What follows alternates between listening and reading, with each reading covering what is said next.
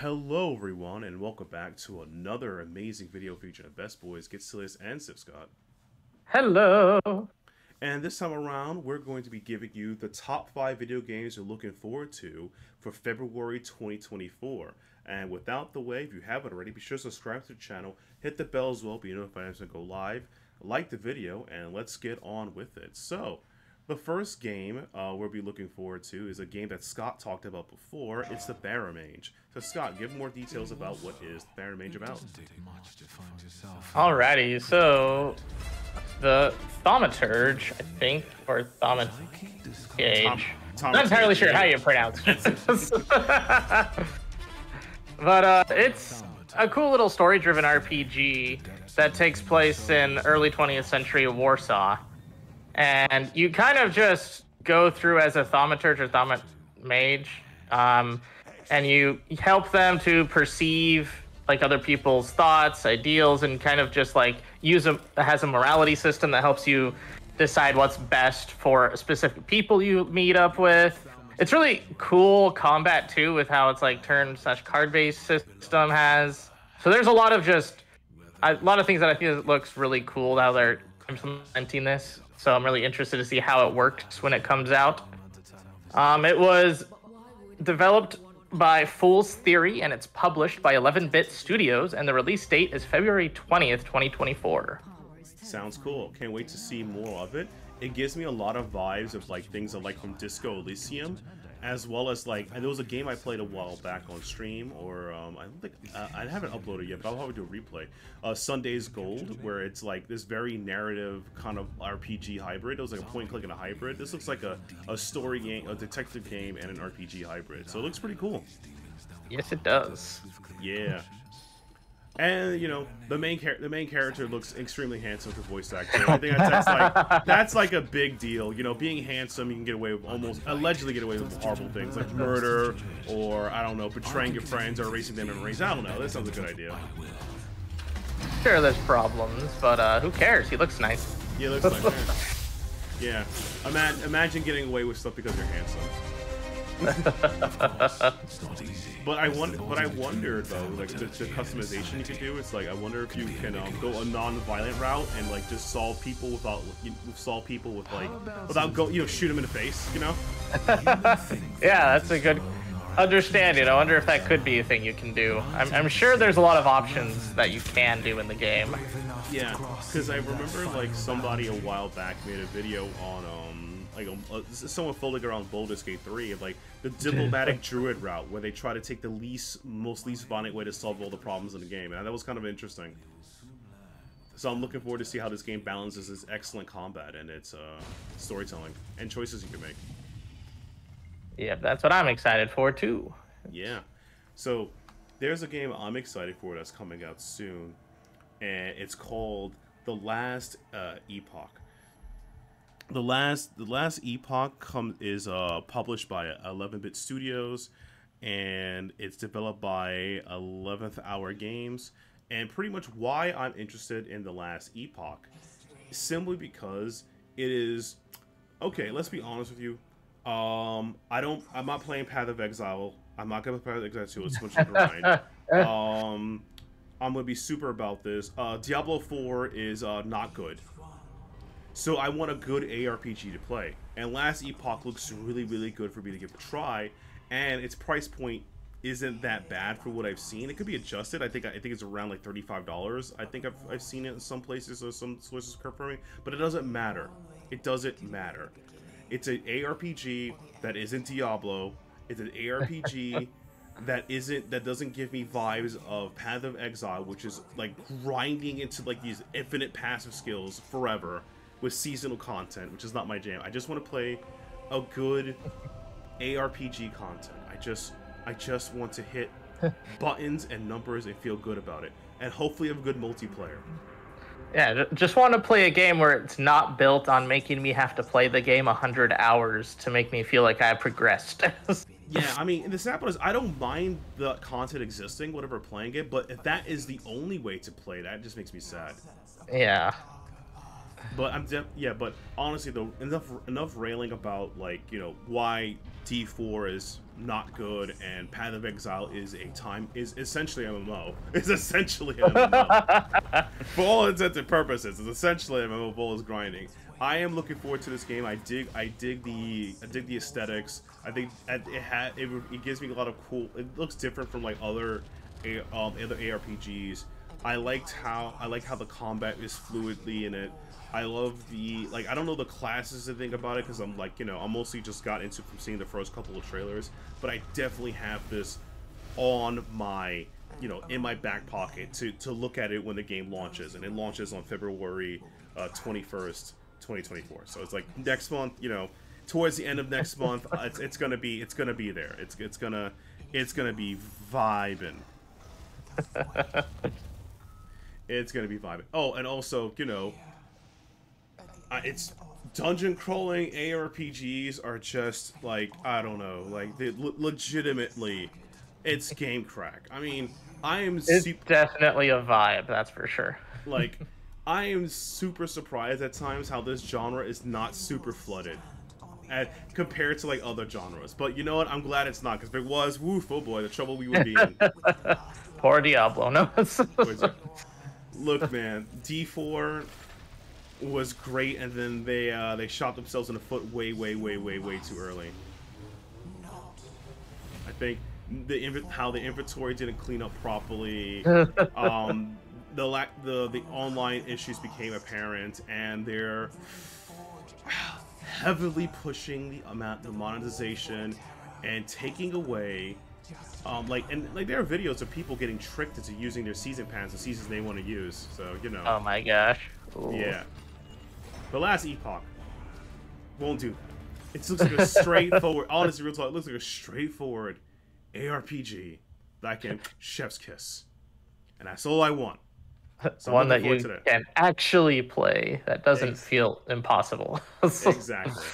So that is one of my games looking forward to. Alrighty, well, the next game that I am really looking forward to, I feel like a lot of people are looking forward to this one, is Persona 3 Reload. And so, I don't know how about many people have told this, but basically my very first Persona was Persona 3 Portable. P3P?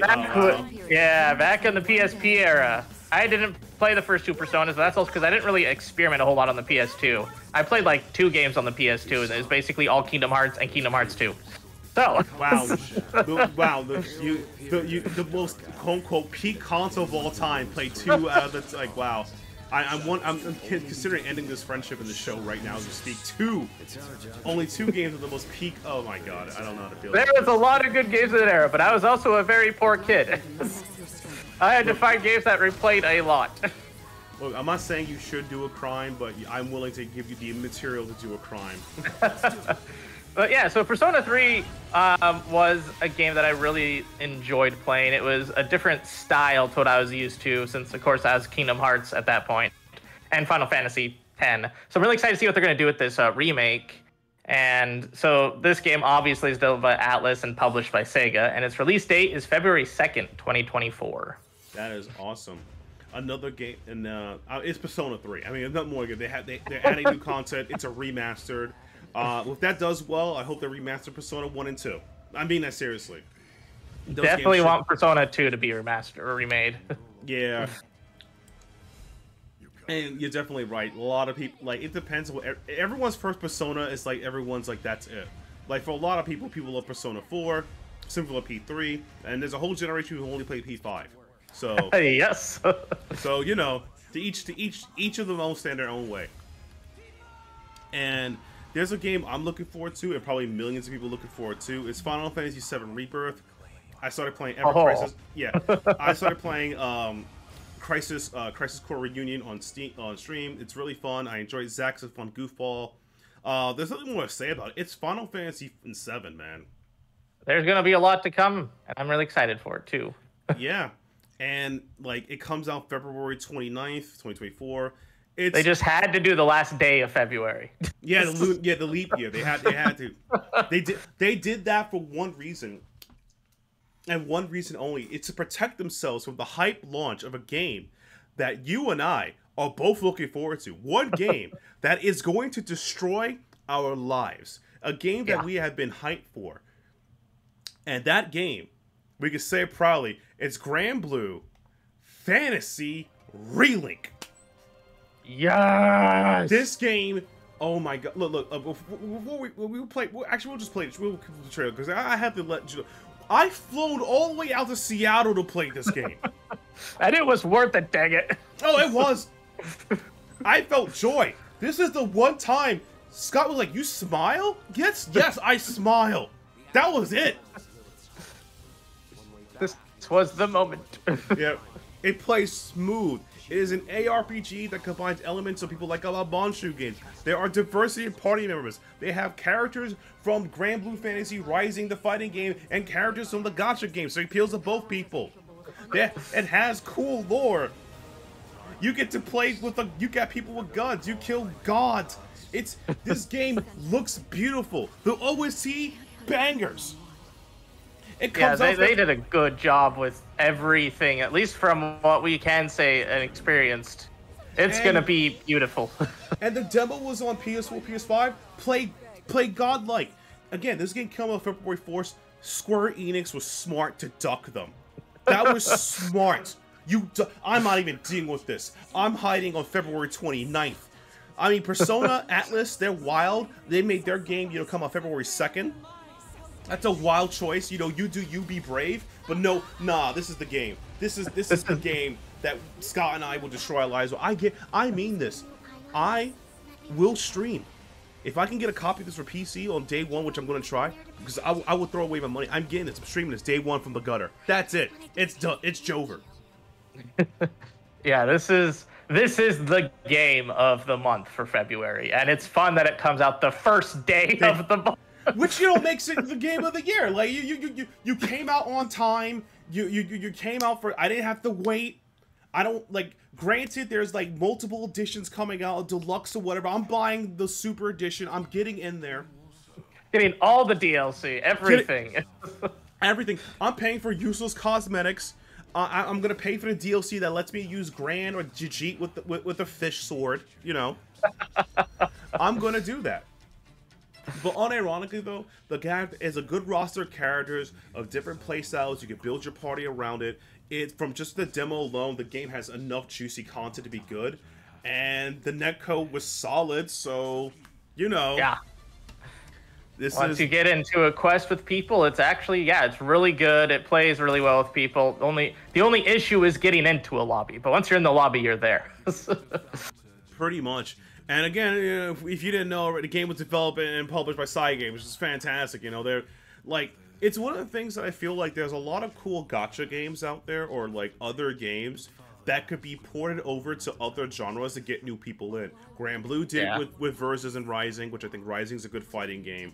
League of Legends did it with their other non-League of Legends games like Ruined King and Mage Seeker and Convergence. That could be a thing. I think that really helps if you have a popular franchise and you port it to other genres, other people will give it a try, because there are cool things about it, but some of the genres that it's big in are kind of niche. I feel like gacha games are niche because I don't want to look, I'm not good at rolling. I'm not good at RNG, okay? It's a whole different audience. Yeah, trying to have RNG rolls and stuff is not always the best.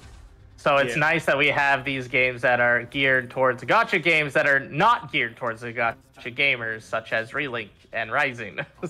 Yeah, exactly. And with that out the way, thank you guys so much for checking out the video. You made it to the end. I really appreciate it. If you haven't already, subscribe to the channel, hit the bell so you'll be notified next time we go live. Drop a link in a comment if you think... Drop a link. Yeah, drop a link in a comment for other RPGs you should probably check out.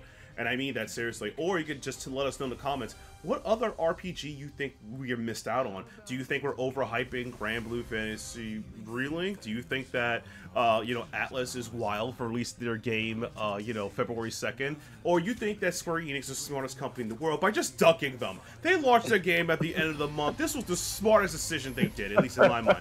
You don't want to compete with that. No, you don't. No, you don't. But yeah, let us know what you think below. And yeah, I think that, you know, all the games that chosen today, from the Factor to Factor Made, I am awful with English, so someone's gonna correct me on that. The Last Epoch, Persona 3 Reload, Final Fantasy VII Rebirth, and Granblue Fantasy Relink are like the top 5 games we're looking forward to for February 2024. Yeah, 2 of them are like the top I'm looking forward towards the year. The year, yeah, exactly. 2 of them are year contenders. And yeah, I got, yeah, exactly. So it's like, those are like, yeah, we got it. So without the way, thank you guys so much for checking out the video, and we'll see you guys in the next one. See ya.